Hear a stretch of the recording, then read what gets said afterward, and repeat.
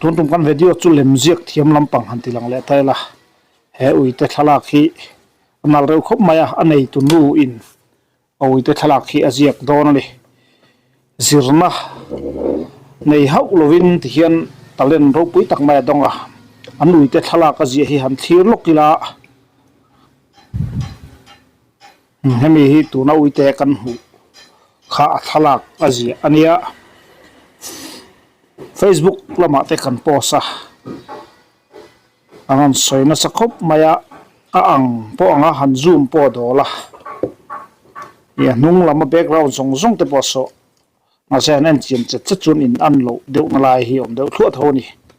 I edit ani ang han ti te pon ama amaro chu amma kan bia sial hok nula nia izola omania he uite hi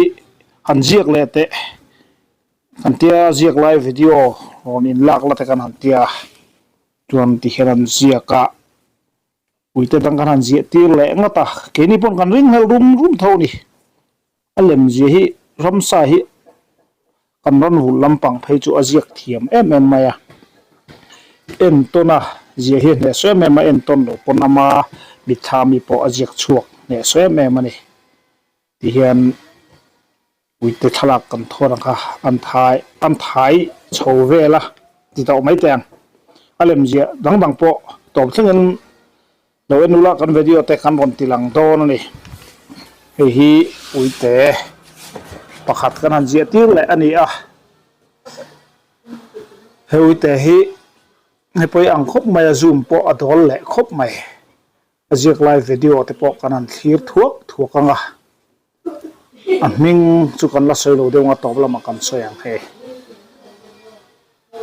edit taniang ti polan oman oilo emema amma alem ziak lai hi han thir don tran phot taila heng hi a lei chopta ti hian ama hian phone hi ma hena da tum ma aziak lai takakhu han lang le zual se thatur hinia amero chu ati dam tur takkan lo shin chia lo de helai aziak lai vel bor a thai vel lai lang tur khanom ti ro kan lo in ti lova ma se hi apom mo me mani ti hian ama hian niran ziak char tu na ui te thal la kan mu kha ang po anga edit niang lo ron ti po na mai an mani ui te le ma zia kha Facebook group kan post pe ka chu kha kai hial pha na sa admin lam te nan tire le tadai zok ni aziak ang khop maya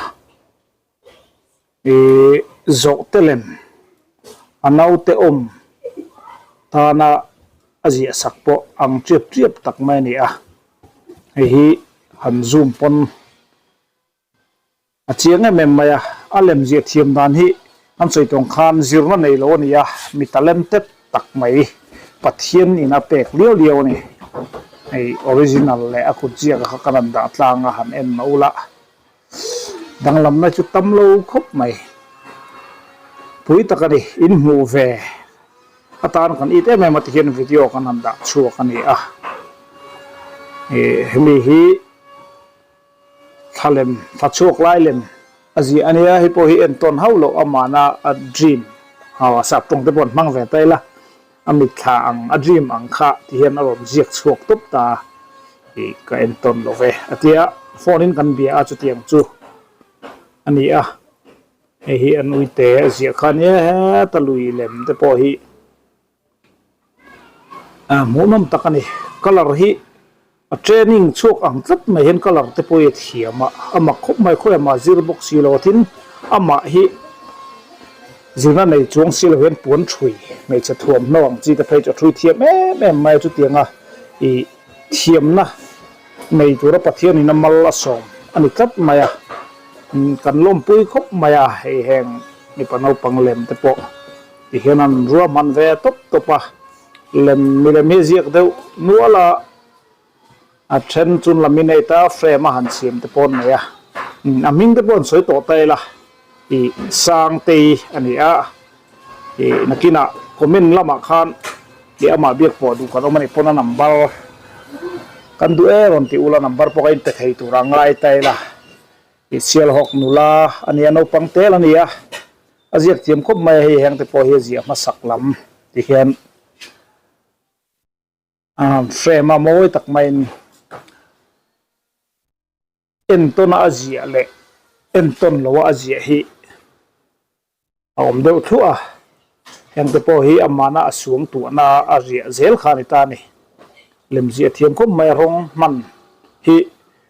zirna nei chilo chon a thiam khop maya kanan in zong yel pon khoi ma ka zirlo ati boxia akima ni nge pon kanan oil lo don dona amaro chu ni amma berin azirlo zia anu le pa te pon riat puya ai zol lama om na po an riat chen puya me mani chu tiang chu ani awangin e angai san om kan tia ro pui kan tia kan lom pui tak zet zet kan chanela hen tin lem zia chen te kan han tilang ani a e han en hian thon tu tam tak min sila a engamo min ko moni sang te hania hezo telem po hi anaw lo matana azi ania hei po enton mi alowa kazia atia han zoom po hen hei po hi ang tak mai nia munum takani anawin totoro alep hi min zero te hei chu thalak ka thona a entom na azi anita hi uite pani kha hemin en hian entona azian ya ba song khachu ama ngai tuna tanga ron je chuani kanan soilam tak ang kham ama lemzi vek hiani a phal na ngai hei a thalak kan han tilang ani sang te ani a sial hok nula ani a putere male pithari te fanu upaberdot ania hei uite zia hi uin tihanan lekwa maya ang mai ni lemzian man ruwa aman hi hei hetiang ang hini maya thil sang te po ala zir chho chuan hei aya turu jok pon ala chuak thei nge yang ti kan ringa chu tiang ni tu po chuan du sak ma sang ber kan hlan ani khati jong khatun tum tan chuan ni le phot mai te se zawai chunga kan lo me